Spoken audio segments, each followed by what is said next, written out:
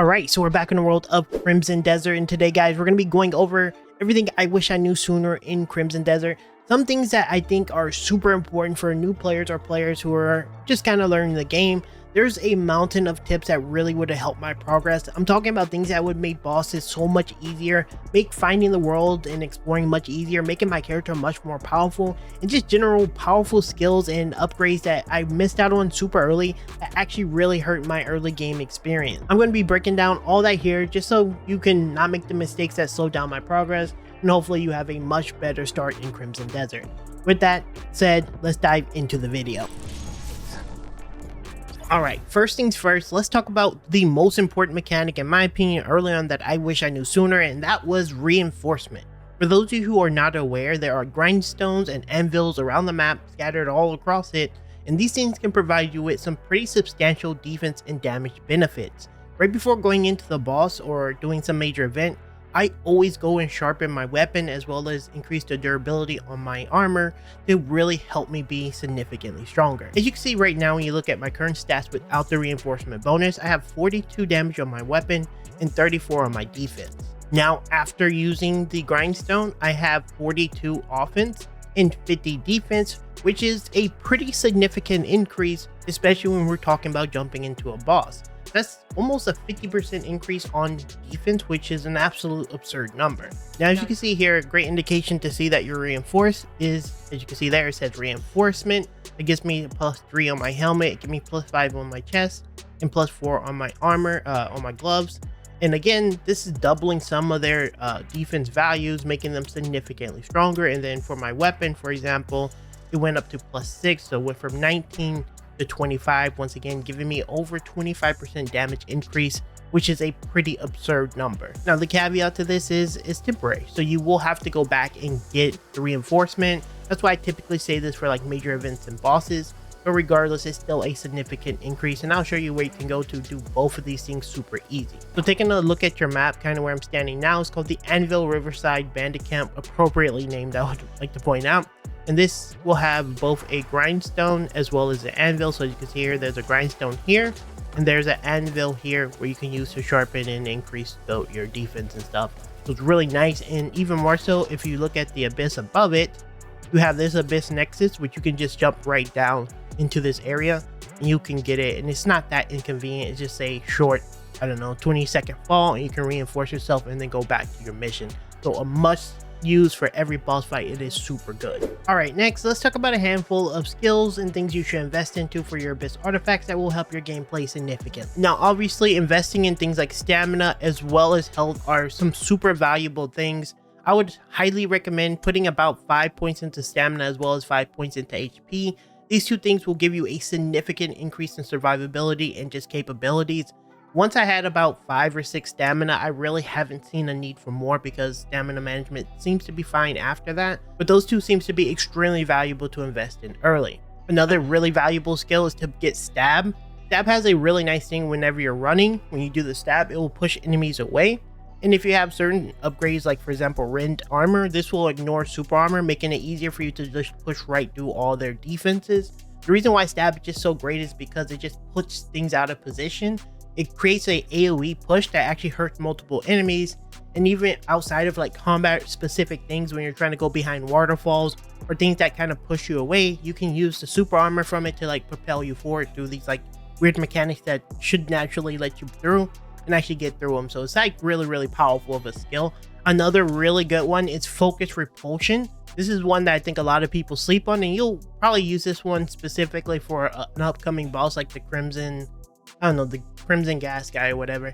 But basically what this does is while you're in your focus mode, which you should be in your focus mode whenever you don't have any focus because it slows down time, this will push enemies away. And like I said, for the Crimson Nightmare boss, that's his name, you can actually just completely knock him out of his phases and make that boss fight trivial. And you'll find a lot of bosses that actually get really hurt by this skill quite a bit. Now obviously there's quite a few other skills that can be super valuable, but in terms of just something you can pick up right now that's super early and super good, I would highly recommend picking those up right now. They're going to help your gameplay significantly.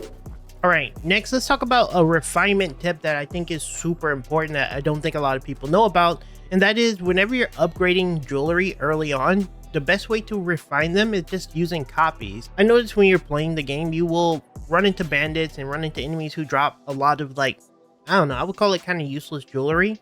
But if you get duplicates of said jewelry, you can actually use it in place of upgrading material to just straight up duplicate it and get more armor value. Now take a look at my inventory right now. I'm using 2 crude blue rings, which are giving me attack speed and attack bonuses. And both of these I use none of my personal materials for. I just simply had multiple crude blue rings from exploring, killing enemies and things of the sort. And as you can probably see in the background, I'm upgrading my current crude blue rings simply using duplicates instead of materials. Alright, next let's talk about being a little bit more financially responsible. And what I mean by this is getting yourself some early upgrades that can give you tons of silver and or give you residual silver income really early on. So if you haven't noticed, there is a bank located here in Hernand, and if you go in there, you can actually open an investment account where you can spend 100 silver, which is a little bit hefty, to give yourself a residual amount of income over time if you put gold bars into it. Now obviously no one just has a gold bar, so I'm going to show you where to get the first one and where you can open up your account. So coming over to the Lion Crest Manor, all you need to do is go through the windows. If you watch my previous videos, you probably went through this multiple times, but at the bottom of the very like in the living room area, there's going to be a fireplace that you need to turn off, and or I don't even think you need to turn it off. But if you reach under, if you look under there will be a gold bar just sitting there that you can use for your next investment. Now keep in mind you are liberating this, so you need to be a little bit more careful. But once you get it, make your way over to the bank and you can actually give it to the banker. Now the banker himself will offer 2 things. Either you can just exchange it for 500 silver, which, you know, is an option, or you can open an account with 100 silver where you can put that bar in and have investments coming in on it, giving you residual income, which is going to be, in my opinion, really valuable for your overall gameplay experience. But this is up to you. Now, if you don't have the initial capital to open it, just keep in mind in the nearby room, there is a room full of silver. You're going to have to liberate all of it from them, and you're going to take a massive reputation hit. But again, in the long run, I think it's much better. But this is another way to be really financially responsible early in this game, so it's really good. Next, let's talk a little bit about alchemy. So we've talked about this a couple of times, the Palmar pill, which is going to give you the ability to revive. The obvious implications of this is whenever you're in the middle of a battle, you lose out because you didn't heal or the boss did a lot of damage. You don't want to lose your progress. You can pop a Palmar pill, and this will keep you in the fight much longer and possibly give you the ability to beat the fight.